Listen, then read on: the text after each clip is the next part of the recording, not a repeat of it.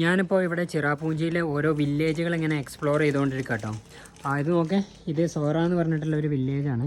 ഇവിടെ ഒരുപാട് വീടുകളുണ്ട്. അപ്പോൾ ഇങ്ങോട്ടേക്ക് വന്നു കഴിഞ്ഞാൽ ഇതാ നമ്മൾ സിക്കിമിൽ ഗാങ്ടോക്കിലൊക്കെ കണ്ട പോലെ പല വീടുകളും ഇങ്ങനെ തട്ടായിട്ടാണ് നിൽക്കുന്നത്.